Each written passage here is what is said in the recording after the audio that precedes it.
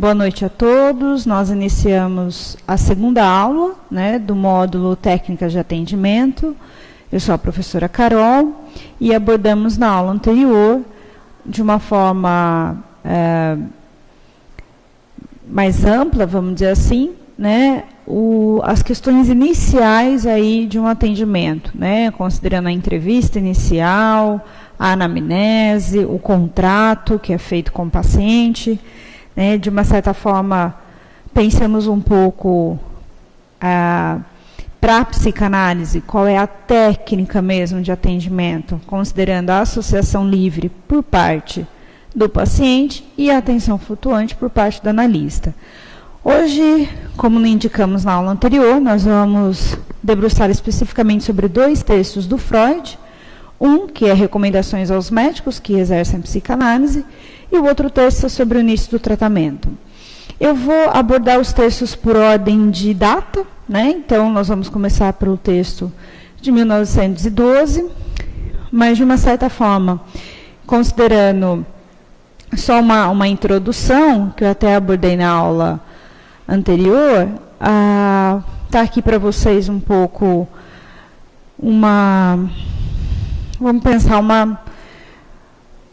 uma introdução aí de que falar sobre técnica de atendimento, o Freud se dedicou de uma certa forma a esse tema em textos aí entre 1911 e 1915. Então, nesses textos, ele foi abordando as questões da técnica psicanalítica, sobretudo a transferência, o setting analítico, a questão da resistência, assim como as implicações do método. Porque o método em psicanálise é o método interpretativo, e a técnica é a técnica da associação livre. Então, nesses textos, para quem estiver interessado, claro que hoje nós vamos abordar dois dos principais textos, fica aí a dica, a gente tem até, nessa tradução da Companhia das Letras, até vamos dizer assim, textos já separados, que ele chama de artigos sobre a técnica. Então, até para vocês tomarem ciência, a gente tem o uso da interpretação nos sonhos na psicanálise, a dinâmica da transferência, recomendações aos médicos que exercem a psicanálise, o início do tratamento, recortar, repetir e elaborar, e observações sobre o amor de transferência. Então, aqui já tem, nessa obra, nessa tradução, que está separado por data, de uma certa forma, por temas, os textos do Freud. Então, aqueles que estiverem interessados, fica a indicação. Pelo menos, quem não tiver essa tradução, já tem o nome dos textos, que pode procurar. Bom, hoje nós não vamos abordar especificamente a questão da transferência, mas vamos passar um pouco pelo setting analítico, sim, e o método interpretativo também ainda não. Então, no próximo slide, a gente especifica aí o quê? Que nós vamos tratar do texto Recomendações aos Médicos que Exercem a Psicanálise, e eu destaco o seguinte: Freud usa o termo recomendações, recomendações no sentido de sugestões, de questões que ele vivenciou, que ele pensou e que ele, de uma certa forma, na prática dele, se tornou mais evidente ou até mais confortável, ou ficou até mais evidente a questão de como encaminhar. Então, eu deixo isso muito claro, porque o Freud destaca, no texto, de que as recomendações não são uma obrigatoriedade, mas claro que pela experiência que ele foi tendo, da prática clínica, isso foi se tornando questões importantes, e que os analistas tinham que olhar para isso. No próximo slide, então, a gente apresenta o primeiro desafio que o Freud já traz no texto. Para quem lê o texto, está aí já até separado, no item A, que o Freud vai elencar como primeiro desafio. O que ele traz? O Freud vai falar, de uma certa forma, da dificuldade né, do analista em lembrar as histórias narradas pelo paciente, do analista memorizar, né, aquilo que o paciente lhe fala. Até porque o Freud, naquela época, né, tinha no mínimo aí 8 atendimentos por dia, né, então considerando um número de 8 pacientes. Hoje, se você considerar que alguns analistas estão inseridos em instituições, esse número é até maior, né? Ou mesmo em consultório, né, se um analista às vezes se dedica o dia inteiro para atendimento, esse número também é maior. Então, o Freud vai trazer assim, como, né, como você vai, como que você vai selecionar, como que você vai registrar, como que você vai memorizar aquilo que o paciente te traz, né? Então, aquilo que é falado e aquilo que é dito pelo paciente, o Freud deixa muito claro no texto, né? Ele destaca que a forma para lembrar, né, do essencial que o paciente fala é não anotar. Então, isso eu não sei se causa estranheza para vocês, mas ele faz justamente o caminho inverso, né? É não anotando que vai fazer com que o analista possa realmente se concentrar na fala do paciente e memorizar o que ele está falando. Então, para o Freud, uma das recomendações é não anotar, é não fazer os registros, né, com uma prancheta, né, no colo, caneta e de uma certa forma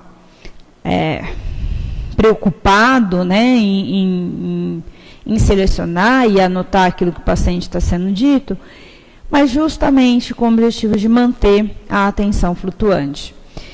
Então, eu até destaquei, vou ler para vocês, quem tiver o texto na mão, a página, na minha tradução é a página 149 e a página 150, mas eu vou destacar para vocês o seguinte, são parágrafos curtos até.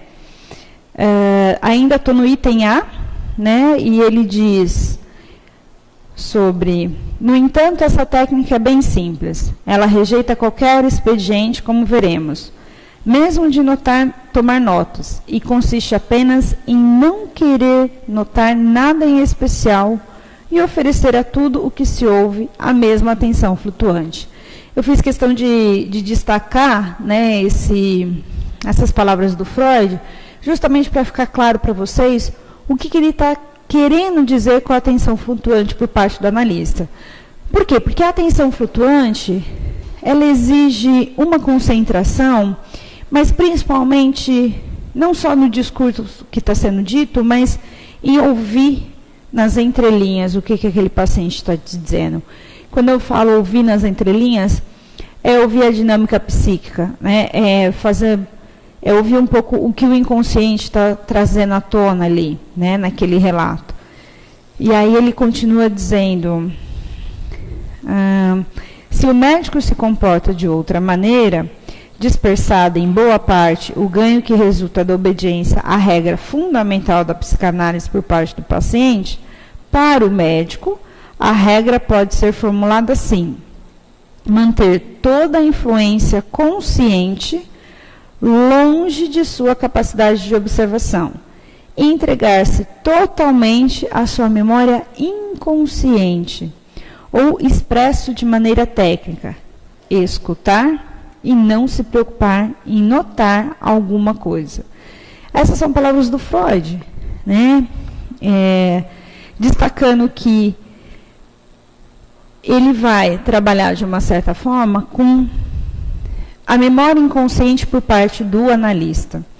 O que ele quer dizer com isso? O analista que realmente estiver atento e ouvindo o que o paciente vai lhe dizer, ele vai lembrar, né? Então, é como se o inconsciente do analista registrasse, né? Ou, não sei se é a parte mais importante, mas aquilo que tem que ficar daquela fala, né? E aí, quando ele fala se entregar totalmente à memória inconsciente e escutar, é justamente deixar com que estabeleça ali uma relação, né, entre o inconsciente do analista e o inconsciente do paciente. Mas fica muito claro, gente, que recomendação, a primeira recomendação dele nesse texto é em não fazer anotações, né, na frente do paciente.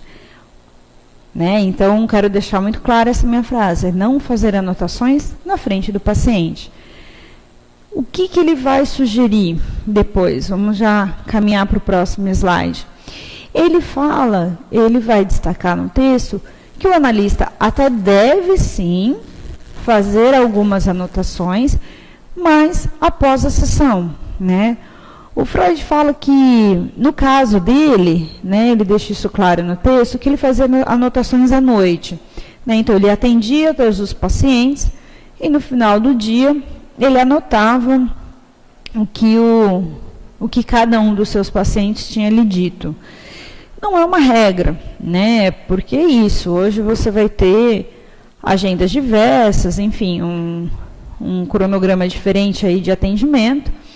Mas o que ele sugere é que não seja feitas as anotações na frente do paciente. Não sei se vocês estão se perguntando se o analista, de uma certa forma, pode se esquecer de algo. Pois bem, talvez sim, talvez não. Por que dessa minha resposta? Me fez lembrar aqui um caso de uma paciente que eu atendi durante 3, 4 anos, e tinha as anotações, né, de todas as sessões dela. O tratamento foi encerrado, e depois de uns 2 anos, né, então vamos considerar aí 5, 6 anos depois do atendimento, depois de 2 anos do tratamento encerrado, eu fui fazer um trabalho, né, e citei esse caso clínico como exemplo, né, do que eu estava estudando. E aí, na descrição do caso, é claro que eu fui recorrer, né, às anotações que eu tinha feito, até para me ajudar na descrição do caso, mas aí teve uma situação muito interessante. Eu lembrava, né, mesmo depois de 2 anos tendo terminado o atendimento, e mesmo depois de, vamos pensar, 5 anos aí, considerando os 3 anos de análise mais os 2 de encerramento, eu tinha memória. Eu lembrava de uma situação específica da análise, uma frase que ela tinha me dito e que fazia muito sentido, até para aquilo que eu estava estudando, né, para o conceito que eu estava estudando. E eu olhei, li todas as minhas anotações, que era até um material extenso, né, porque eram 3 anos de atendimento, e eu não tinha feito essa anotação. Ou seja, tudo isso para dizer para vocês, eu tinha ali um material de apoio, né, que eu tinha, de uma certa forma, anotado, selecionado, que daquela sessão eu lembrava, ou o que era mais importante, ou até o que eu mais lembrava, né, se eu lembrava de tudo, eu anotava descritivamente, só que, mesmo, né, passado anos do atendimento, eu também lembrava de uma situação e que eu não tinha anotado. Então, não dá para dizer que o analista esquece, né? Simplesmente, se ele está ali atento e ouvindo aquele paciente, a memória dele vai, de uma certa forma, fazer uso ali daquela informação, né? De tal forma que eu lembrava, né, daquele caso, mesmo depois de anos de atendimento. Então, voltando, né, para a questão das anotações, claro, Freud sugere, né, que se faça as anotações, mas não na frente do paciente. Até porque ele vai trazer uma exceção no texto, né, que eu até coloco aí no slide de vocês, que a exceção, ele pensa nas questões de pesquisa. Então, quando algum caso clínico, apesar de estar sendo atendido, né, com intuito ali terapêutico e analítico, mas ele tem fins de publicação, né, então vai ser um caso que vai ser publicado, é um caso que está sendo estudado por conta de uma pesquisa, o Freud, então, até diz que, nesses casos, as anotações até podem ser feitas durante a sessão, considerando a coleta de informações por conta da pesquisa, né? Então, essa é uma das exceções, assim, que o Freud vai abrir Mas ainda assim ele toma um certo cuidado, né? Ele traz aí uma consideração importante para que os casos clínicos, né, que vão ser utilizados em pesquisa, né, que eles já tenham sido encerrado, né, o acompanhamento. Freud faz essa ressalva, né, de que não se publique casos enquanto esse esteja sendo atendido, né? Que se você for publicar ou fazer alguma pesquisa teórica e conceitual e utilizar o caso clínico como descrição, pense num caso que já tenha sido encerrado. Pois bem, vamos passar para outra recomendação, mas só para dizer para vocês, com relação às anotações, para a gente encerrar esse assunto, que as anotações, de uma certa forma, elas podem trazer uma certa segurança, né, para o profissional que está anotando, no sentido de como se passasse uma imagem, né, para o paciente, de que ele está super atento, super preocupado com o que o paciente está dizendo, mas em contrapartida, há-se aí um perigo, que o Freud também destaca. Desculpa, gente. Há aí um perigo que o Freud destaca, de que quando você faz as anotações, você está selecionando, né, e selecionando não só aquilo que você acha importante, mas enquanto você escreve, você não necessariamente escuta aquilo que o paciente está dizendo, porque ele vai trabalhar um pouco com o mecanismo. Durante a escrita, é como se você tivesse focado na escrita, né? Como se até um aluno que anota durante a sala de aula, né? Você vai ter, às vezes, né, ter que se voltar, olhar para o papel, e aí você volta depois do seu raciocínio para aquilo que o professor está explicando. Então, o Freud faz um pouco essa consideração também, né, que as anotações, elas podem ter aí um mecanismo de até selecionar, né, e não permitir que o analista escute, né, o seu paciente por completo. Pois bem, uma outra consideração, né, que o Freud vai fazer no texto é com relação à publicação, né, de um caso clínico enquanto ele já tenha terminado o tratamento, né, e de uma certa forma eu vou até destacar, gente, esse slide, tem aí um item que eu acho que é com relação a uma outra matéria, que é a segunda consideração, que não se refere ao texto do Freud, tá? Eu vou fazer depois essa mudança e mando para vocês.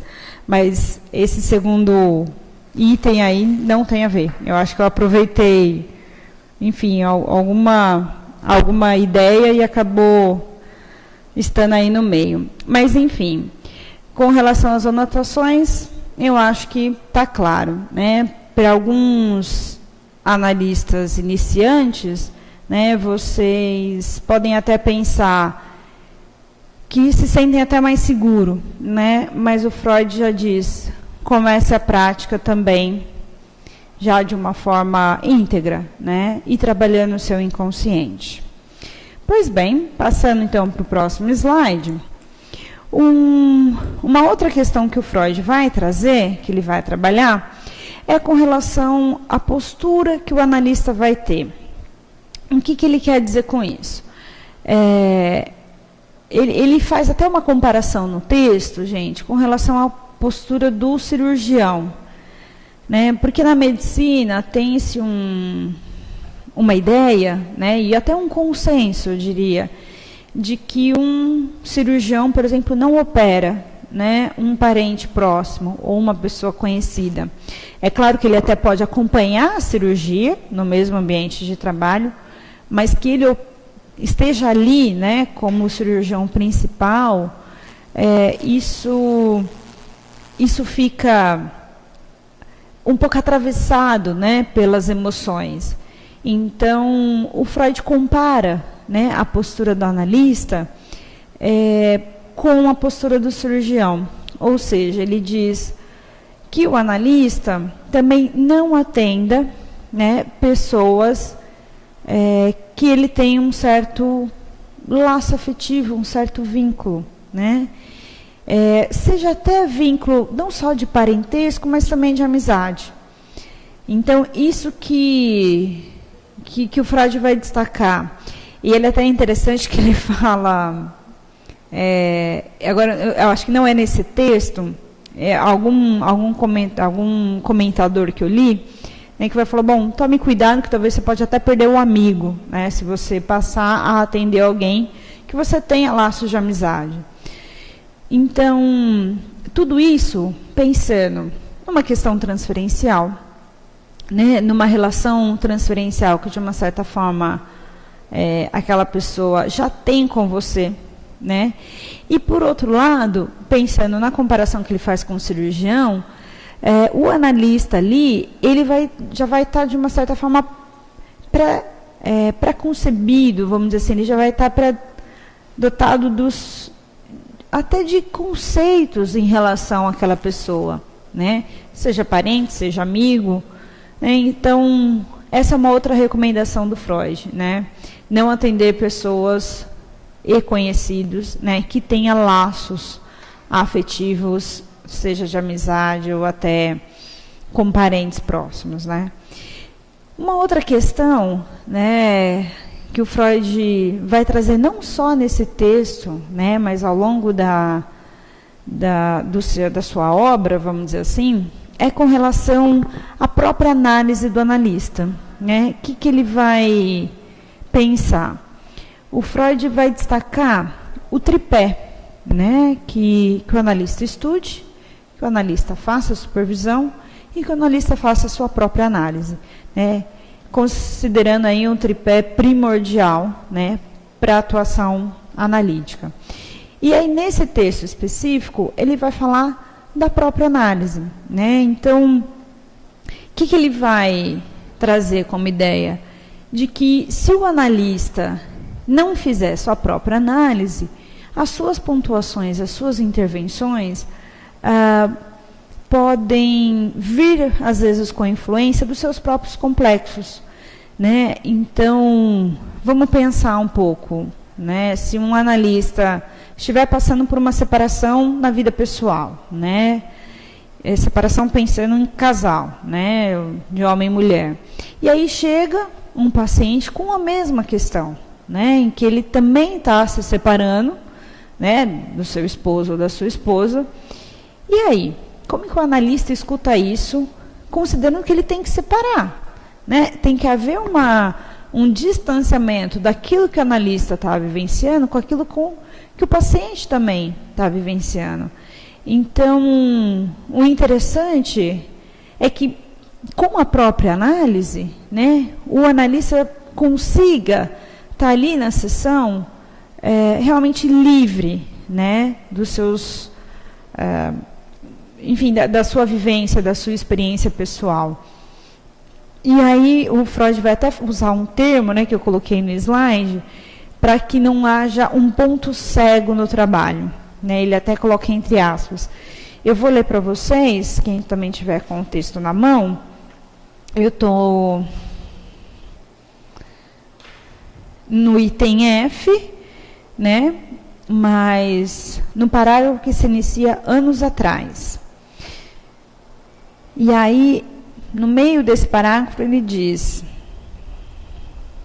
inclui entre muitos méritos da Escola Psicanalítica de Zurique ter reforçado essa condição e tê-la fixado na exigência de que todo indivíduo que queira efetuar análise em outros deve primeiramente submeter-se ele próprio a uma análise com um especialista. Ele está deixando muito claro, né, aquele que quiser analisar uma outra pessoa tem que primeiramente submeter-se a uma análise própria.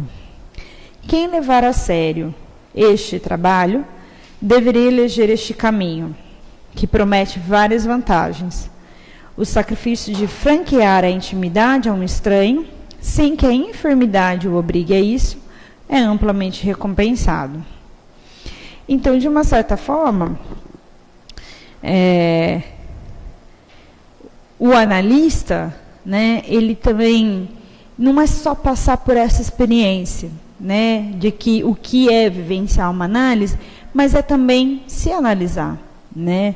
Porque ele continua dizendo o seguinte: a pessoa não apenas realiza muito mais rapidamente e com menor gasto afetivo a intenção de tomar conhecimento do que traz oculto em si mesma, como adquirir na própria carne, por assim dizer, impressões e convicções que procura em vão nos livros e nas conferências.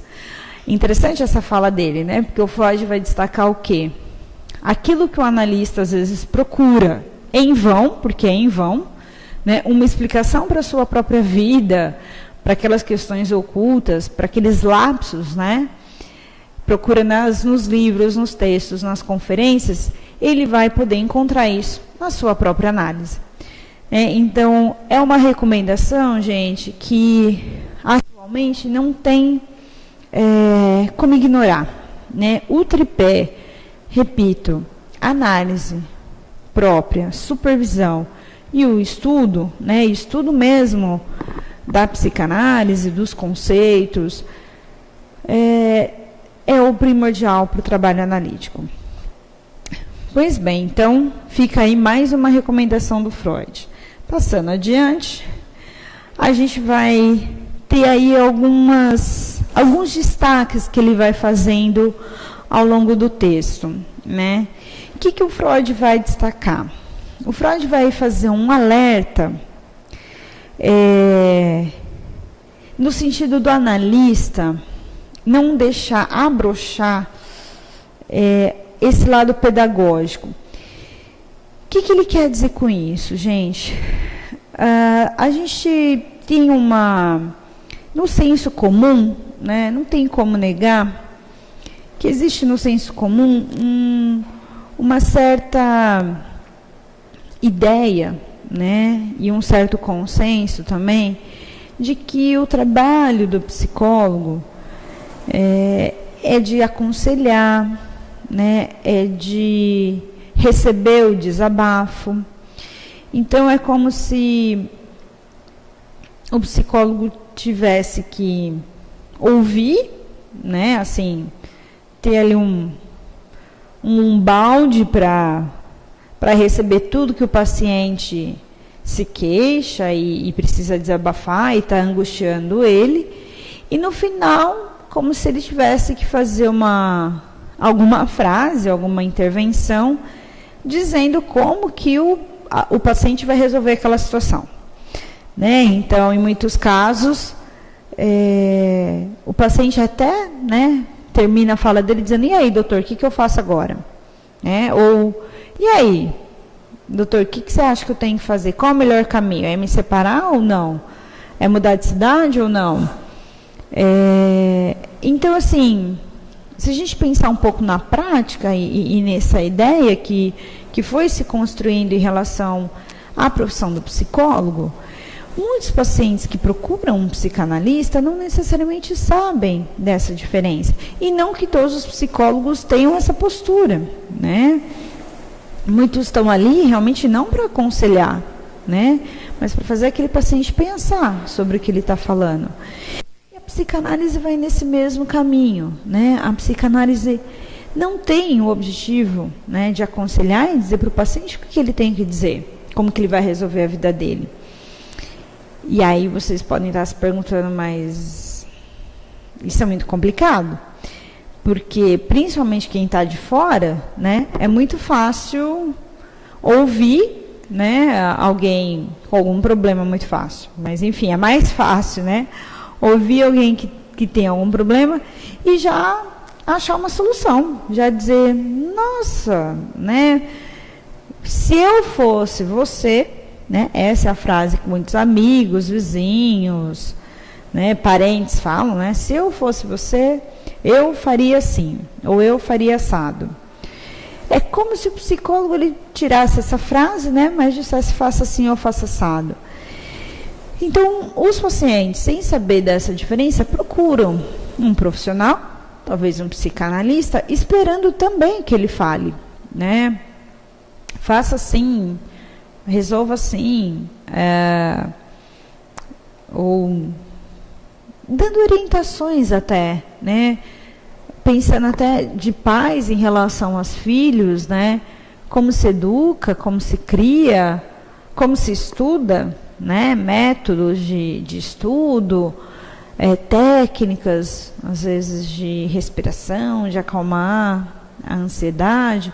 Enfim, você vai ter uma gama de possibilidades que em algumas situações, com alguns profissionais, elas vão serem sugeridas, mas na psicanálise não, né? E isso o Freud deixa muito claro, né? No entanto que nesse texto ele trata do assunto e deixa esse alerta, né? O quanto os profissionais têm que evitar essa postura pedagógica de ensinar, de orientar, de dizer para o paciente o que ele tem que fazer.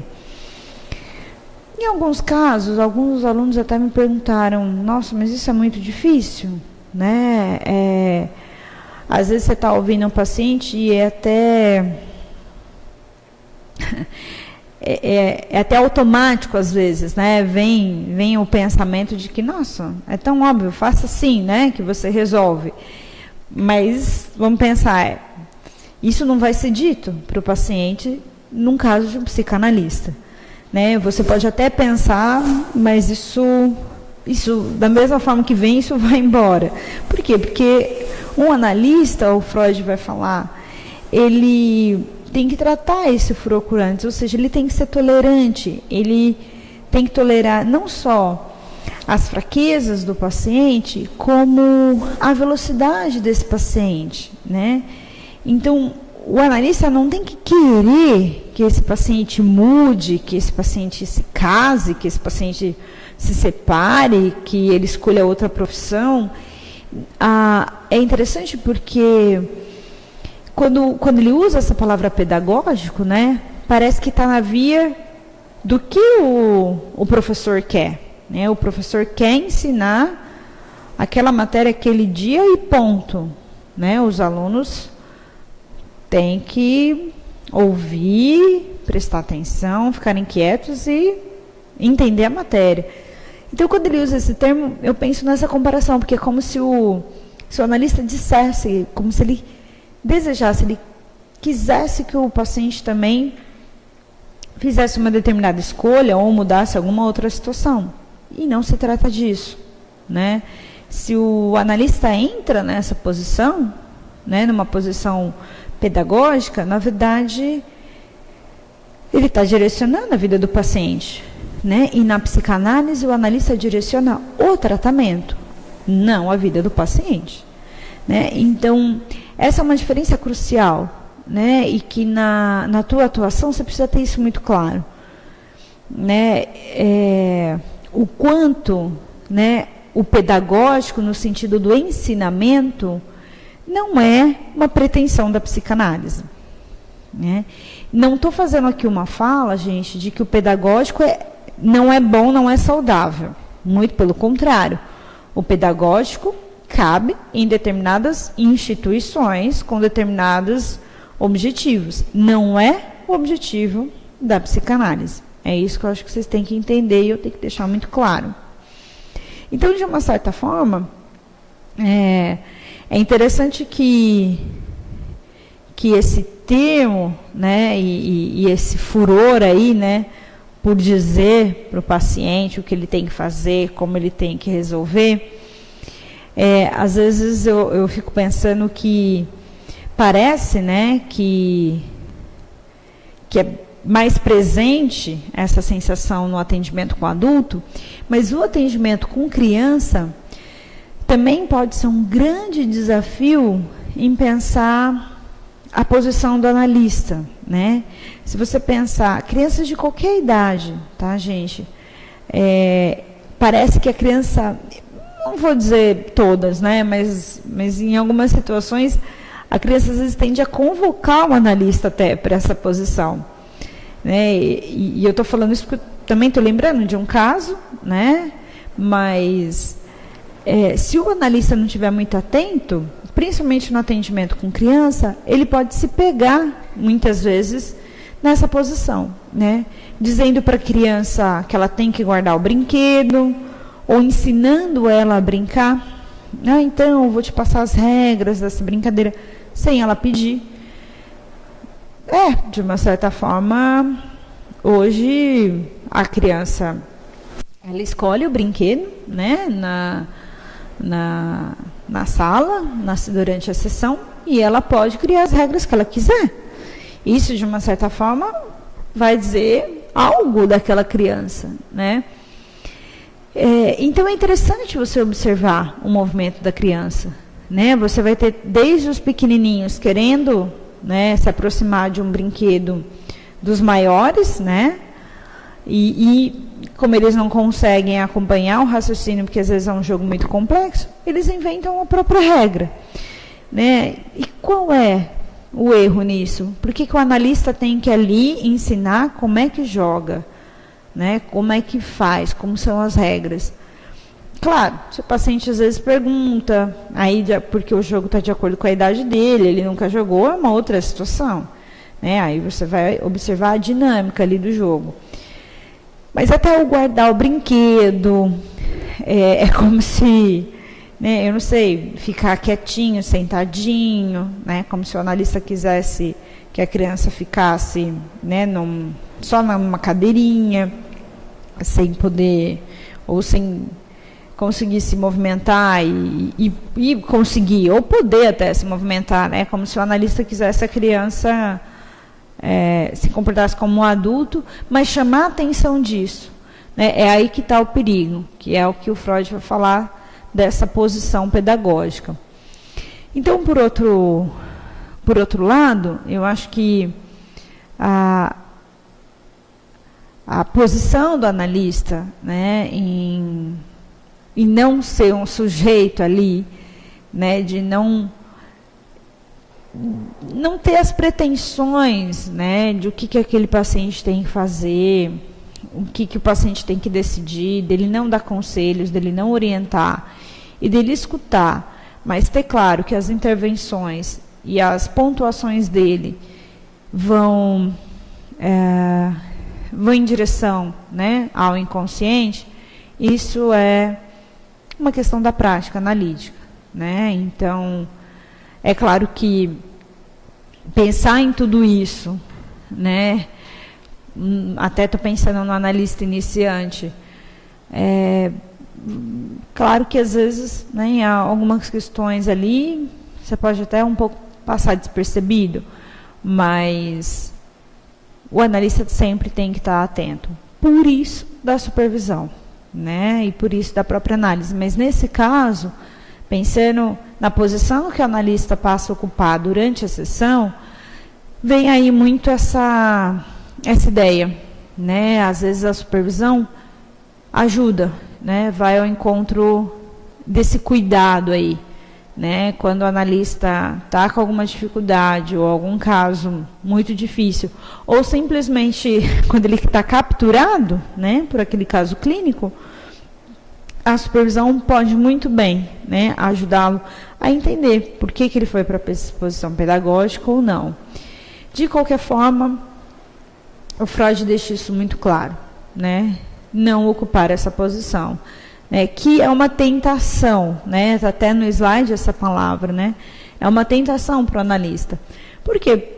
Talvez é muito mais fácil, muito mais simples, né, dizer para o paciente o que ele tem que fazer, ao invés de trabalhar junto com ele e fazê-lo trabalhar, pensar, refletir. E mais que isso, né, fazê-lo se haver com aquilo que ele está dizendo, né, com aquilo que ele está implicado numa certa dinâmica, seja por conta da separação, seja por conta da viagem ou por conta dos estudos, né. Pois bem, para finalizar a questão deste texto, está aí o último item, né, nesse slide, que o Freud vai fazer uma ponderação de não indicar textos, de não sugerir leituras de textos psicanalíticos para os pacientes, né? E isso pode trazer uma certa estranheza, né? Porque a gente já viu, né? E eu vou lembrar aqui o caso do Homem dos Ratos, né? A gente já viu que um próprio paciente do Freud lia os textos dele, né? Já tinha lido os textos dele antes de iniciar a análise, né? Mas mesmo assim, o Freud se preocupou e se atentou com esse item, né?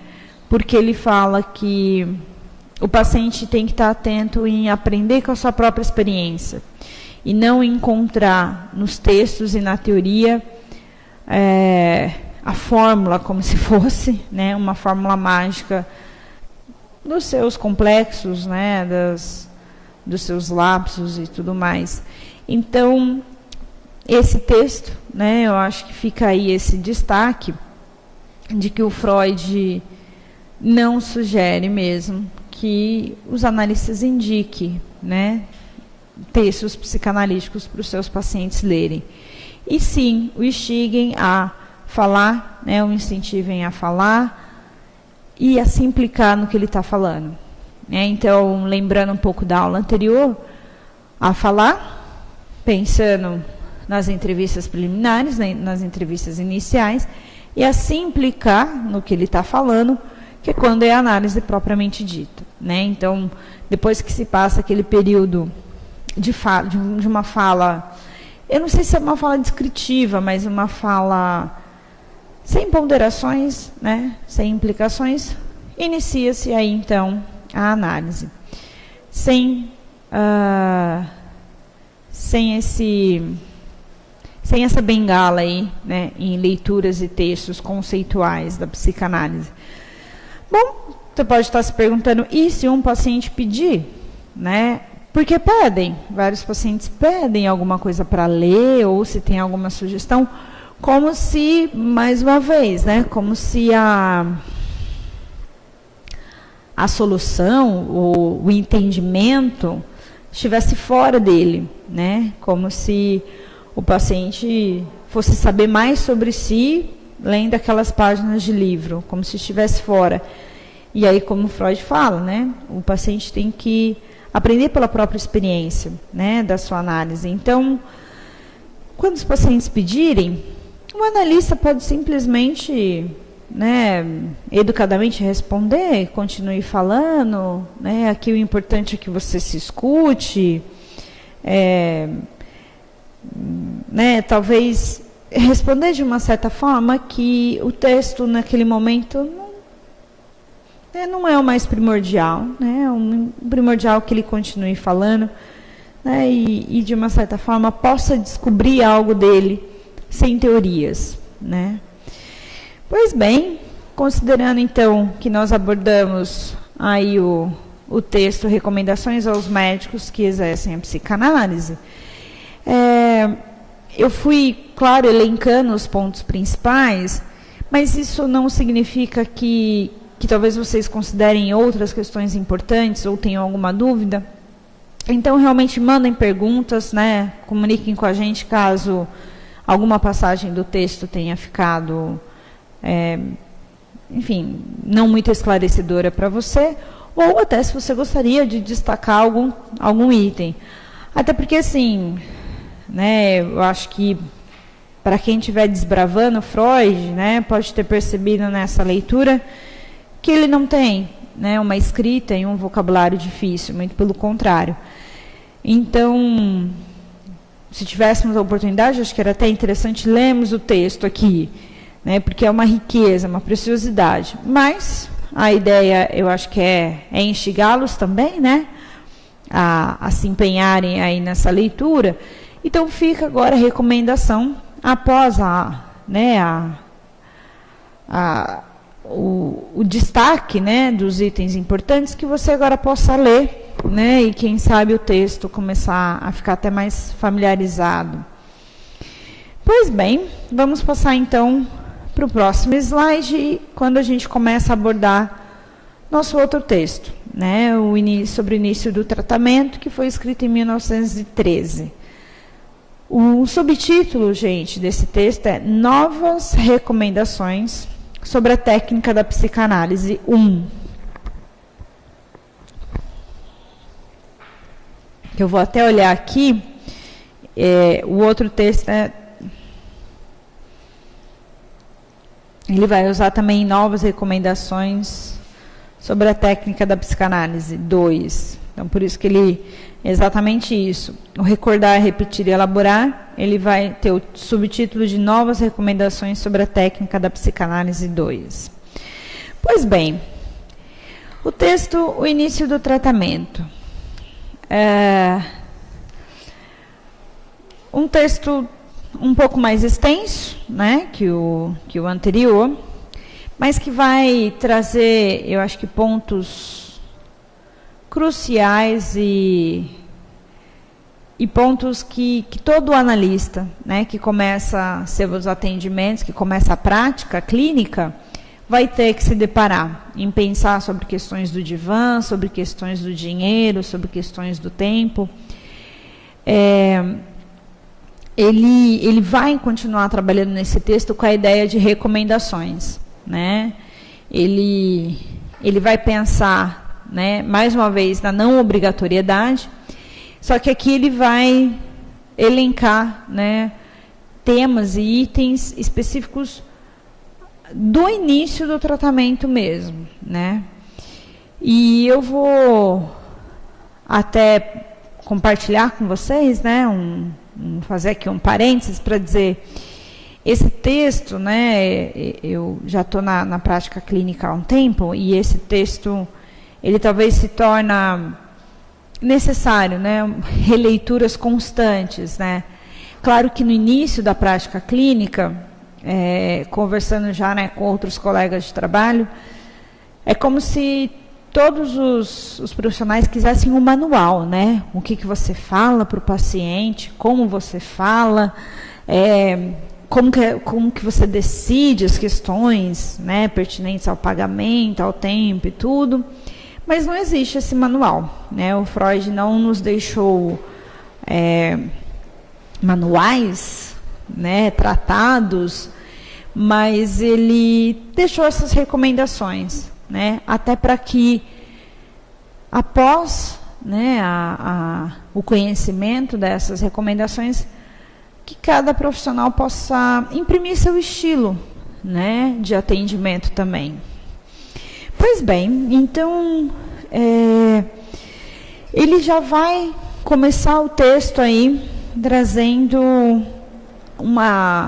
um destaque que a gente falou, né, de uma certa forma na aula anterior, que é uma questão de investigar, né, de você ouvir aquele paciente no início, para ver se ele é ou não um paciente para continuar um acompanhamento psicanalítico, se ele vai ser encaminhado, né, até para que o analista levante até uma hipótese diagnóstica, né? Então, ele vai trazer no texto que o analista vai aceitar aquele paciente provisoriamente, né, para ver se ele é um caso apropriado ou não para a psicanálise. E aí, né, feitas as entrevistas iniciais, o psicanalista, ali, o profissional, vai decidir que encaminhamento vai dar para aquele caso. Como a gente abordou isso bastante, né, na próxima aula, eu vou passar adiante. Pois bem, no próximo slide, a gente tem as não recomendações. O interessante é que até agora ele foi falando o que ele recomendava, né? E aí, já nesse texto, ele já começa, né, depois de abordar questões aí de aceitar o paciente provisoriamente, ele já começa elencando uma série de questões que ele não recomenda que o profissional faça. Então, por exemplo, o Freud vai trazer que nesse período inicial, ele faz um destaque até interessante, que não seja feito longos debates, assim, que o analista não se estenda na tua fala, que as entrevistas também não sejam longas antes mesmo de se iniciar o tratamento em si, que quando eu separei na aula passada como a primeira sessão de análise.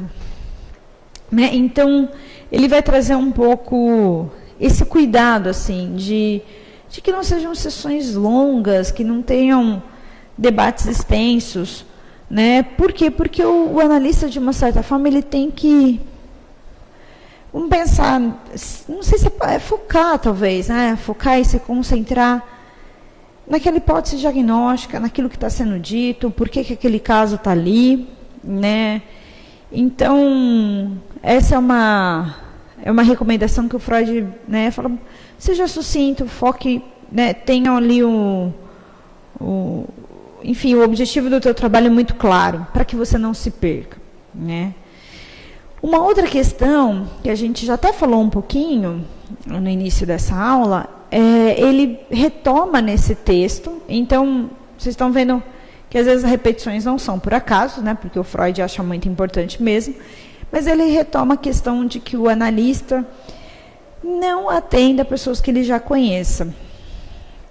Não atenda amigos, não atenda parentes, e aí nesse texto ele fala, por quê? Porque a transferência já pode estar pronta, Então, analisando, na verdade, um paciente que já conhece seu analista, fora do setting analítico, conhece ele de festas, ou é porque é parente, ele já tem uma transferência pronta, a transferência não vai ser estabelecida ali no setting.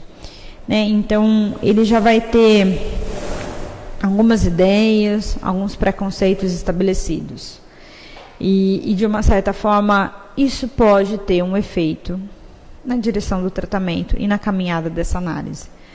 Então, mais uma vez, você recebe alguém que você conhece, ou alguém que você conhece pede para você atender, a sugestão é encaminhar.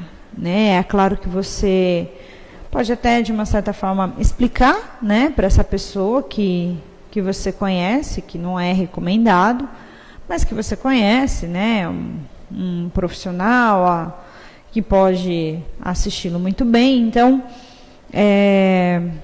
o Freud destaca mais uma vez esse item, que a gente já discutiu no texto anterior. Ele traz um aspecto interessante também, dessas não recomendações, que tem a ver com o analista desconfiar daqueles pacientes que esperam um pouco para começar a análise.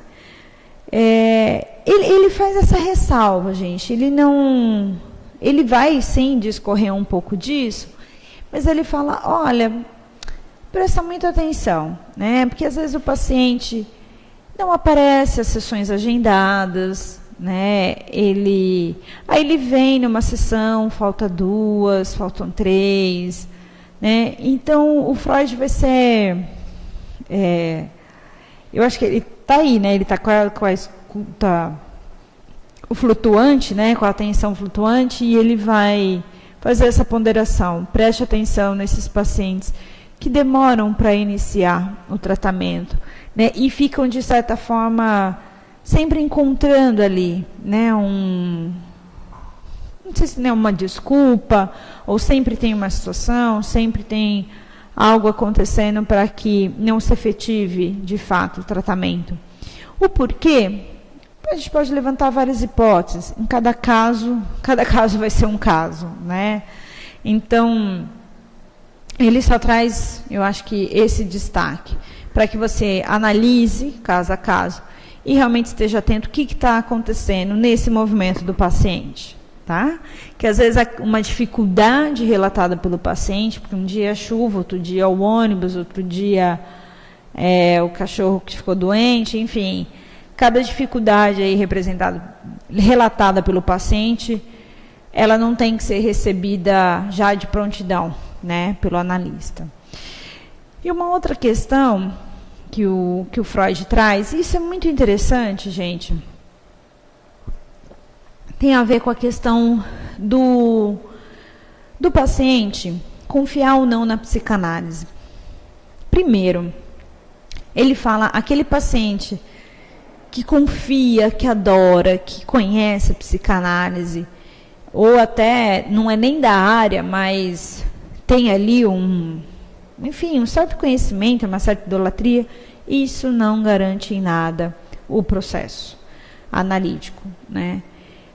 Em contrapartida, aquele paciente que não conhece e nem sabe a diferença, isso acontece muito, né? Os pacientes que a gente recebe em consultório, e mesmo os que vão em instituição, né? Instituição menos ainda, né?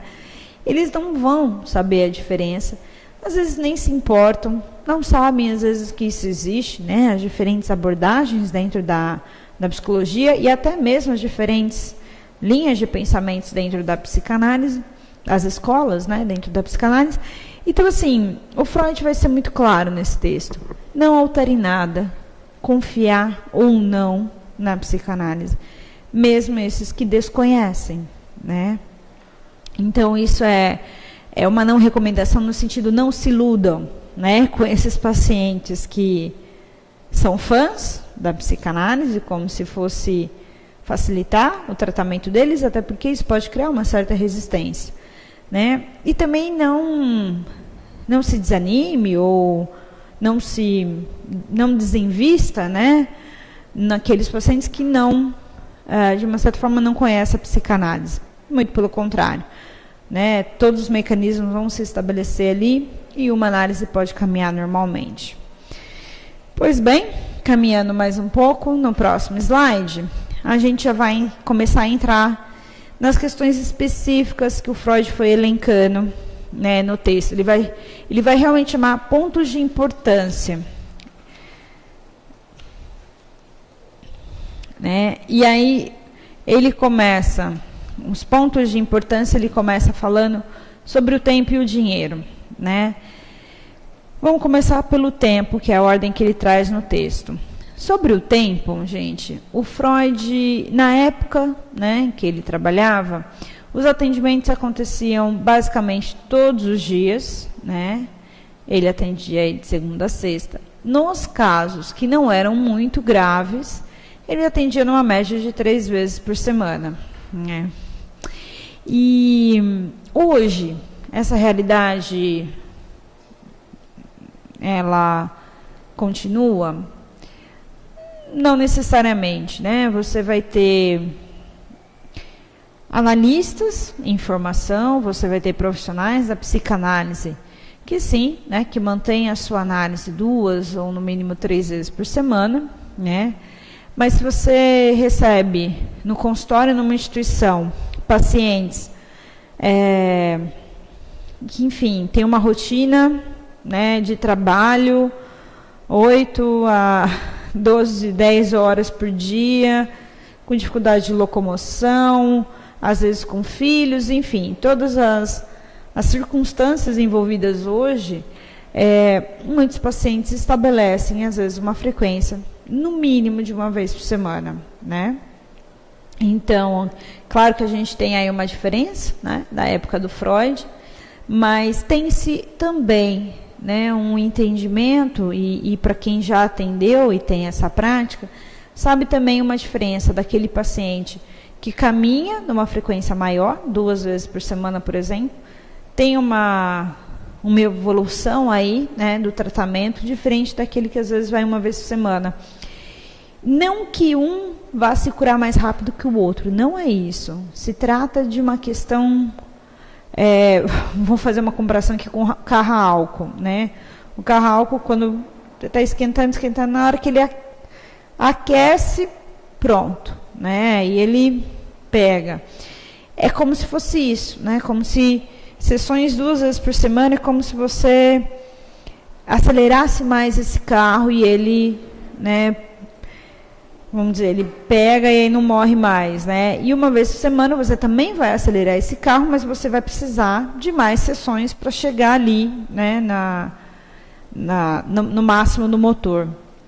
Então, assim, hoje, claro, tem-se, na realidade, né, que muitos pacientes encontram uma frequência de 1 vez por semana, mas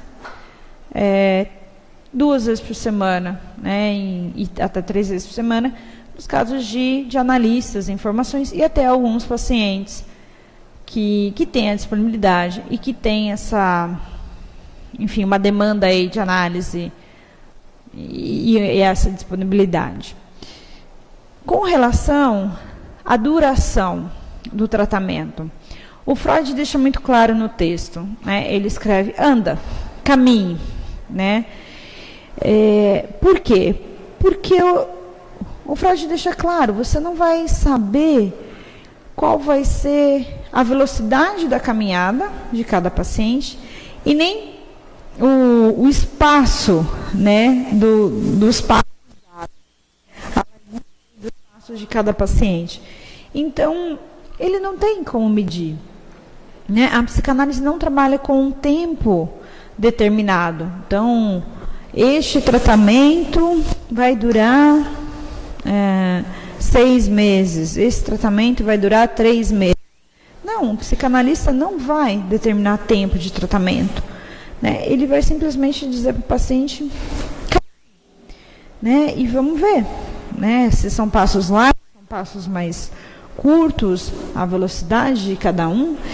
Então, isso tem que deixar muito claro, né? Pensando na aula passada, quando a gente falou de contrato, isso tem que estar muito bem estabelecido, né, com o paciente, principalmente, não só adulto, mas principalmente criança, né? Isso, às vezes, eu dou muita ênfase, né, na primeira sessão com os pais, em dizer, não vou especificar quanto tempo, né, seu filho ou sua filha vão ficar aqui, eu não tenho como determinar.